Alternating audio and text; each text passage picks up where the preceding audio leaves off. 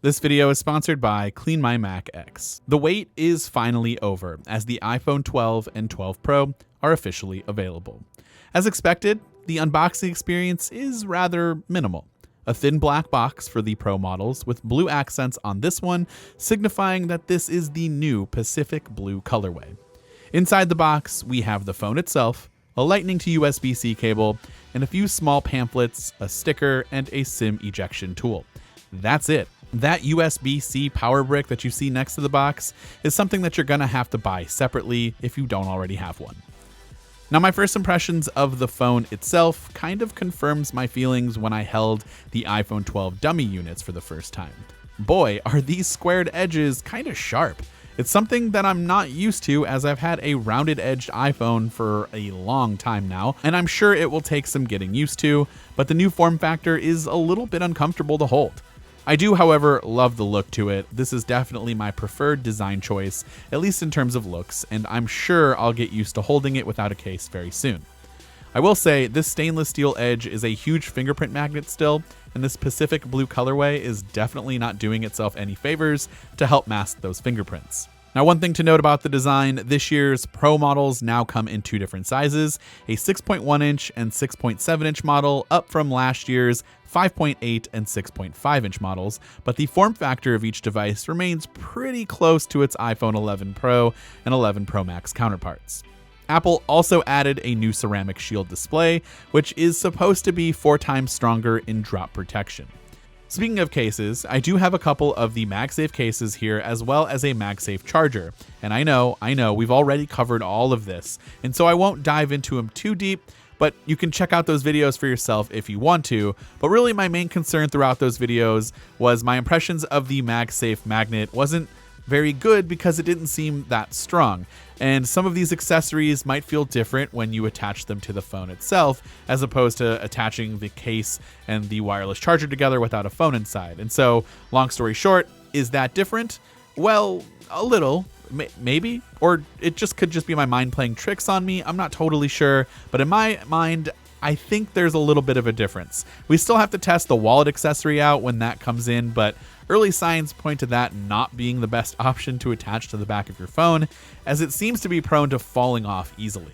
The other new features with the iPhone 12 and 12 Pro are things that I really can't get into too much details on right now, because during an unboxing and first impressions video where I've spent minimal amounts of time with it, there just hasn't been enough time for me to develop real strong thoughts. But one thing, the iPhone 12 does come with 5G connectivity across the board, including Verizon's ultra-wideband network that's capable of getting up to 2 to 4 gigabits per second in the most ideal conditions. And when I say ideal conditions, I mean like you need to be in the exact right location in a city that's currently offering this millimeter wave band. And so for the 3 people that are watching this and meet all of those qualifications, well, enjoy your fast internet. For the rest of us, we'll be running 5G on the sub-6 GHz band, and I'm currently using T-Mobile, and coverage is more than enough. It seems perfectly fine. The speeds on T-Mobile's 5G network are better than what you get on LTE. It's not a huge difference, but there is a difference. Meanwhile, on Verizon's 5G nationwide network, speeds are actually slower than what I was getting on its LTE network. Apple also talked about the speed of the iPhone's blazing fast A14 chip, and again, this is something I can't really quantify in a brief amount of time with this phone, but just know that this iPhone will probably be just as fast and snappy as ever before. And finally, the back of the iPhone 12 Pro features a 3-camera array again, but this time there's also a lidar scanner included too. This lidar scanner can bring many new features and capabilities to our iPhones, with better AR, as well as helping improve photos by measuring the depth of the space around you and offering faster autofocus capabilities in low light scenarios.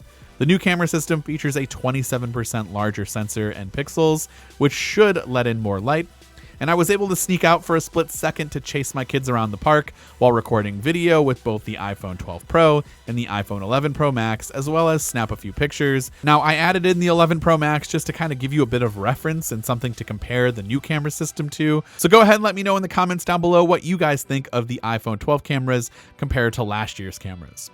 Apple also added a few other features that we'll need to try out, like a new night mode for portraits, night mode time-lapse, and even HDR and Dolby Vision video. We'll be testing all of that out over the weekend and into early next week, so be sure to subscribe to the channel so you don't miss those camera test videos. And of course, let me know in the comments what other iPhone 12 video content you want to see in the future. Before we end today's video, I do want to give you more information about today's sponsor, Clean My Mac X. Clean My Mac X deletes system junk, unseen apps, and hidden clutter from your Mac, giving you more storage space. It can also help speed up your Mac not only by removing all those junk files and programs from your system, but also by offering optimization and maintenance features like freeing up RAM, running maintenance scripts, etc. Clean My Mac X also removes malware and adware agents and builds an interactive map of your Mac storage so that you can get all the information you need at a quick glance whenever you need it. Clean My Mac X automatically detects 32-bit apps and deletes them right away, with all its parts and leftovers deleted as well. And with the updater feature, you'll instantly get 64-bit replacements for those apps if they are available. So go ahead and click the link in the description down below to check out more information about Clean My Mac. This has been Dan with MacRumors. Thanks so much for watching, and I hope to see you around in the next video.